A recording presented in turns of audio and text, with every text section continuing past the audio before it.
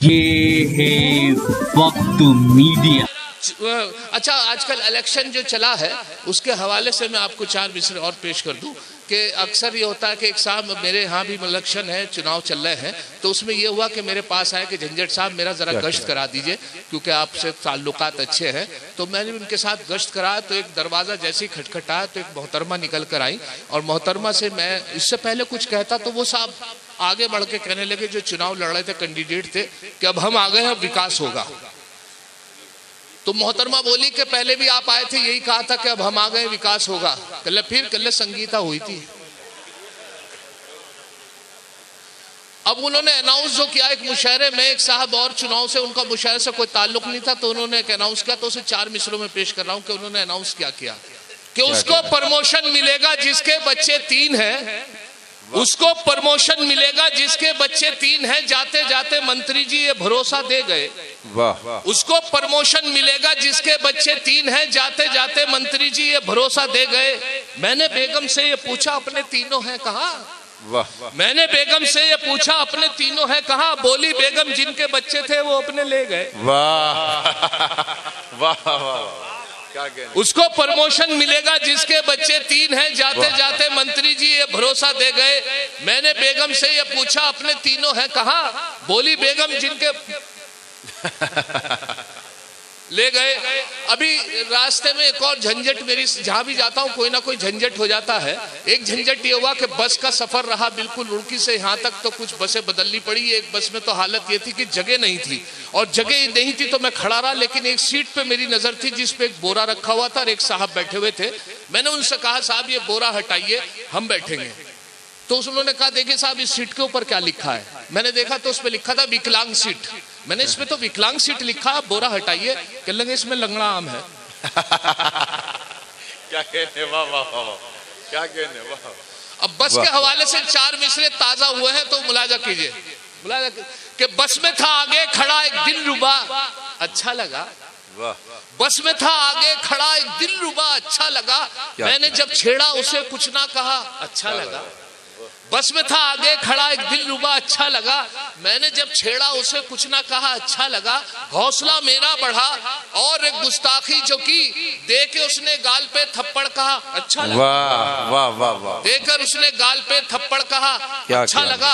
और इसी हवाले से 4 मिसरे और मुलाहिजा फरमाए कि एक दिन कर बैठा जुर्मे इश्क में, एक दिन कर बैठा जुर्मे इश्क में, अपनी थाने में हजामत हो गई। क्या कहने। एक दिन कर बैठा जुर्मे इश्क में, अपनी थाने में हजामत हो गई। इत्तफाकन जज भी था आशिक मिजाज, इसलिए मेरी जमानत हो गई। वाह वाह वाह। इत्तफाकन जज भी था आशिक मिजाज, इसलिए मेरी जमानत हो गई। अच्छा, ये मामला जो है, एक साहब के मौलवी साहब दोस्त थे, तो मौलवी साहब से एक साहब ने पूछा कि अगर किसी गैर महरम के हाथ लग जाए तो क्या वजू टूट जाएगी? मौलवी से एक मसला पूछा उन्होंने कि साहब किसी गैर औरत के अगर हाथ लग जाए तो क्या वजू टूट जाती है? मौलवी साहब बोले वजू हाथ पैर टूट जाए।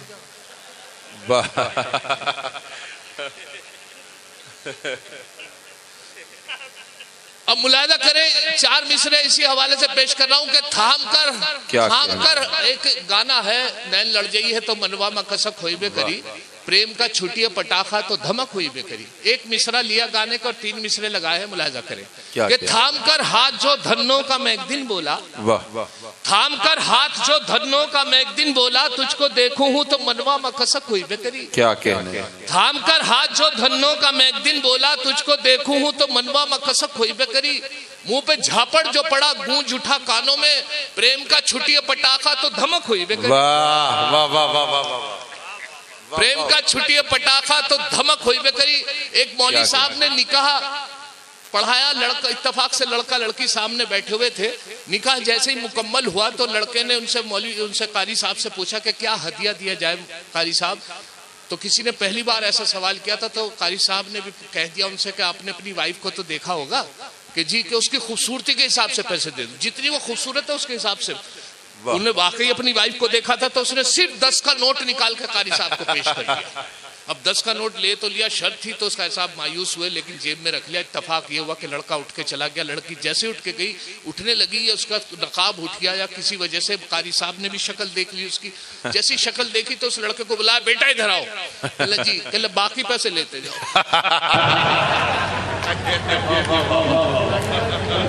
अब इसी हवाले से 4 मिसरे आपने कि शादी के मसले पे ये झंझट की राय है। देखिए मैं अपनी इस 4 मिसरों में भी अपनी हकीकत जो मेरी परेशानी है उसे पेश कर रहा हूँ कि शादी के मसले पे ये झंझट की राय है, लड़की तो हो मगर नए दौर की ना हो। क्या कहने, वाह। शादी के मसले पे ये झंझट की राय है, लड़की तो हो मगर नए दौर की ना हो।